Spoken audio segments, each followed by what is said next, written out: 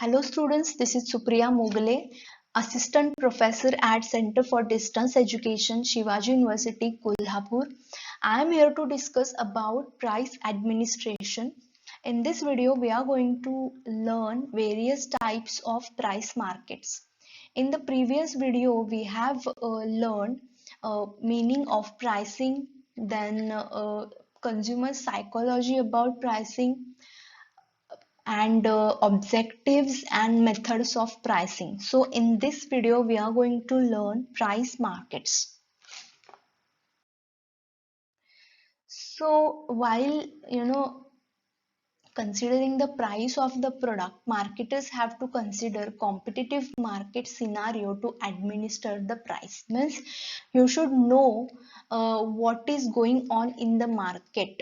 Okay, in the markets, you should know the current status of the market, current scenario of the market, what the competitors are doing in the market. So all the information about market you should know, and then only you can have the price to the product, and then you can launch the product with that proper price.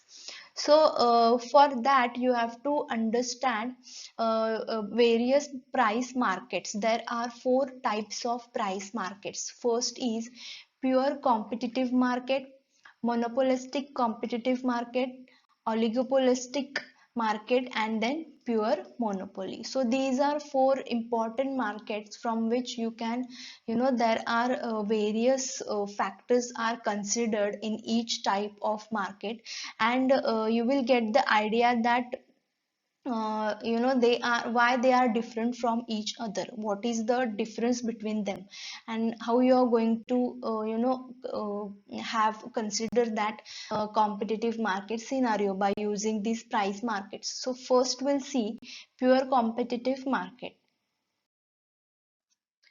So in pure competitive market, here seller and buyers have no control on prices and decided by demand and supply. So it is depend on the demand and supply, and there is no control on the prices.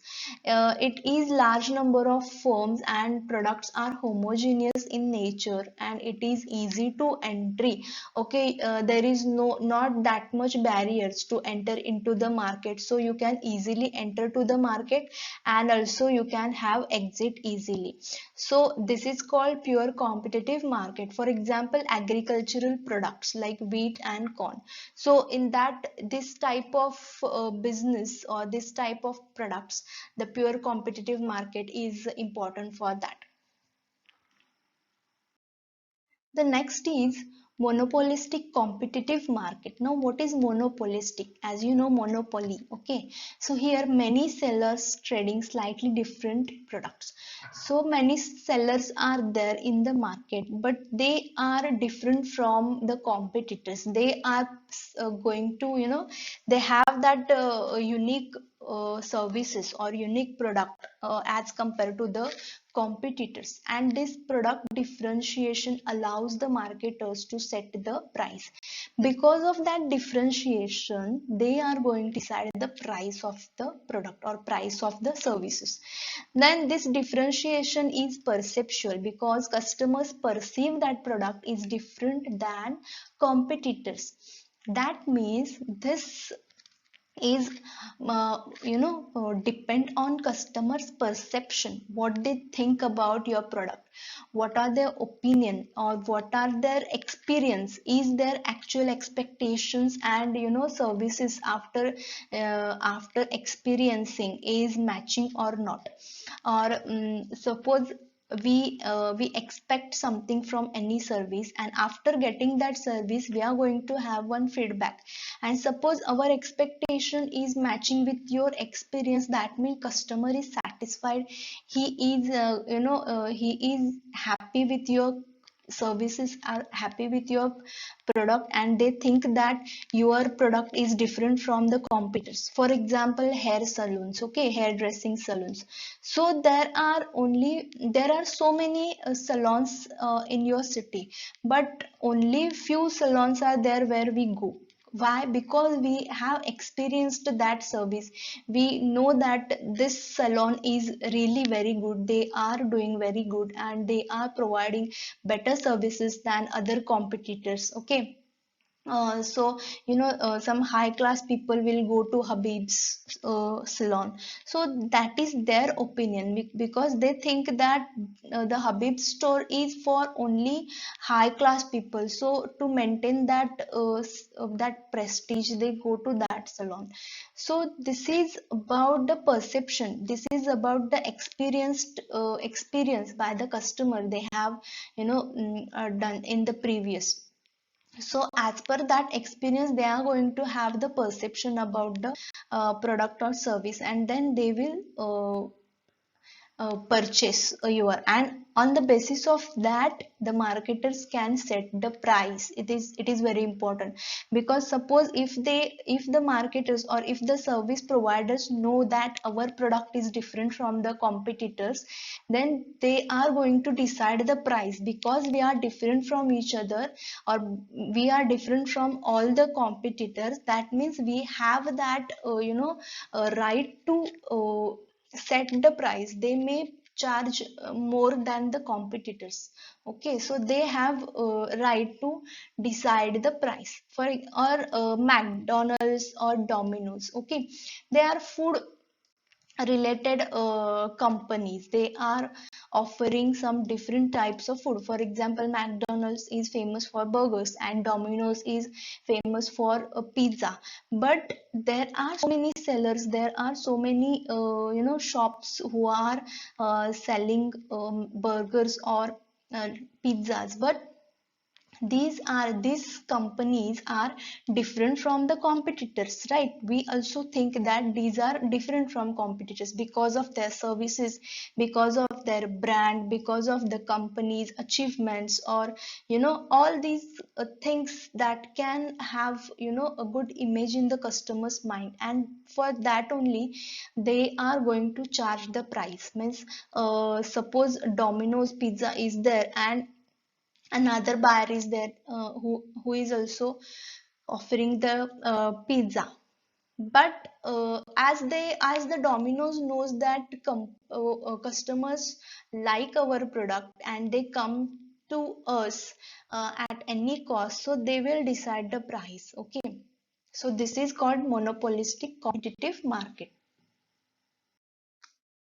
Next is oligopolistic market. Now, what is oligopolistic? Here, few sellers are in the market, and there are some barriers also to enter into the market. So, in the pure competitive market, there was, easy entry and exit. There were no any barriers. But in this market, you have to face some barriers to enter into the market, because barriers like investment, technology, some rules, regulations you have to follow. Investments means you have to invest a lot in that business, and then you can enter into that market. Or technology based services are there. So you should have that advanced technology to cope up with the market, or there are some regulations regarding that services, so that also you have to follow, and then only you can enter into the market.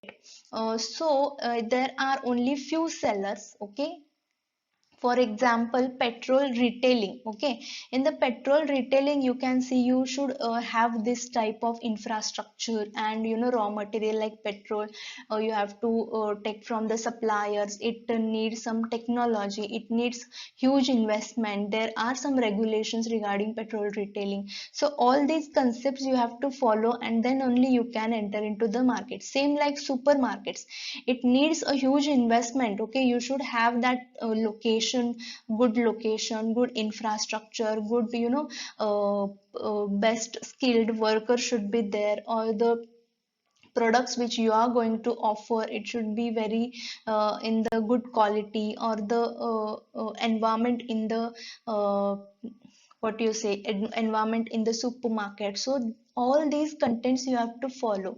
These are some investment is very huge. You should have that advanced technology, or telecommunication, or airlines, Everybody is not going to have this business of airlines. It needs money, okay? It needs a huge investment. Technology is there. You should have skilled workers, and it needs lot of money for maintenance also. So every businessman cannot do this business. Only few sellers are there, okay? And telecommunication also. For telecommunication, you have to there are so many technologies used in this, so it needs money, it needs investment. So these are some factors that have to consider while deciding this type of businesses. So it is called oligopolist market, and here, because of these barriers, the price is decided on the basis of the investment, on the basis of that technology and regulations. In simple example, like cable operators are there, okay? And they are providing cable in a city, so it is also a huge investment. Everyone cannot do that business, okay? For example, in Kolhapur we have that B channel. 2 to 3 cable providers are there. It does not have that much competition. That means only few sellers are there, and because of its investment technology, everyone cannot do this, okay? So this is called oligopolistic market. Then next is pure monopoly. So what is pure monopoly? There is only one seller and many buyers, okay? Only one seller is there, means here seller is going to decide the price, because there are many buyers but we don't have any competitor. He may charge highest price that market will bear. That means here, as there is only one seller and many buyers, buyer do not have options to buy. Means because of not having any options, they are going to buy your product, they are going to have your services. So it is called pure monopoly, means only one seller is there and seller is a price decider. For example, railroad or Microsoft, these are the examples of pure monopoly. In the railroad also, only one seller is there. There are not more than one railway stations in a city, so that is called one seller, and you are going to use that service only. You don't have options, and seller is going to decide the price. So this is called pure monopoly, okay? So here I complete my video. I hope you understood the concept, and I hope you cleared it, okay? Thank you so much.